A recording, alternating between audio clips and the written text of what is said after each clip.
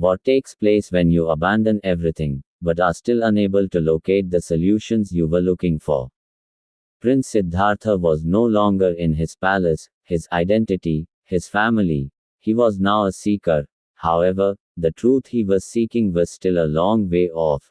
This is the tale of his adventure via uncertainty, self-control, and exploration. Now, Siddhartha strolled through villages and forests barefoot. No royal attire, no consolation, just a plain robe and a bowl of pleading. He consumed whatever was offered. He slept beneath trees, for the first time. He was leading a typical life. However, within him, burned a remarkable query. How does suffering come to an end? Siddhartha started his quest by studying under spiritual leaders. He was taught by knowledgeable instructors.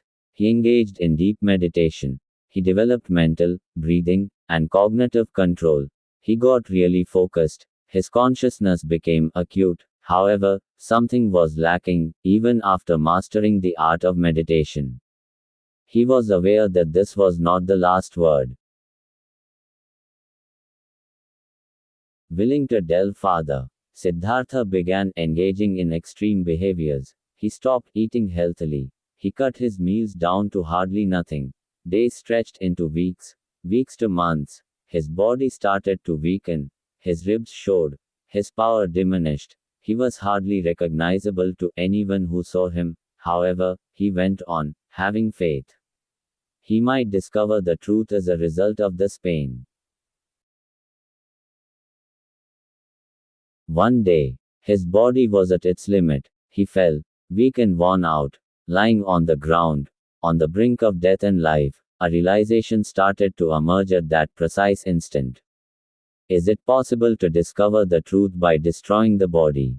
Was this route bringing him nearer to wisdom, or farther away?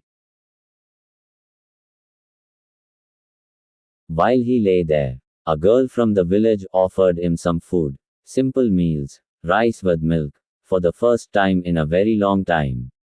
Siddhartha agreed, not as a sign of weakness, but as comprehension. On that day, he came to a powerful realization. Neither luxury, nor severe pain, leads to the truth. There has to be a different approach. With fresh insight, Siddhartha got to his feet. He had found the start of a new route, a balanced route. Not overly cozy, not too painful, just consciousness, just comprehension. The middle path was this. The route that would shortly bring him to awareness. The voyage had not yet ended, however, it now had a direction. We occasionally go to extremes, believing they will provide us with solutions. However, genuine wisdom resides in equilibrium. Siddhartha, too, was closer than before. Take a deep breath, and remember, balance is not weakness, it is wisdom. Subscribe to Just Breathe for more spiritual stories. Folded Hands.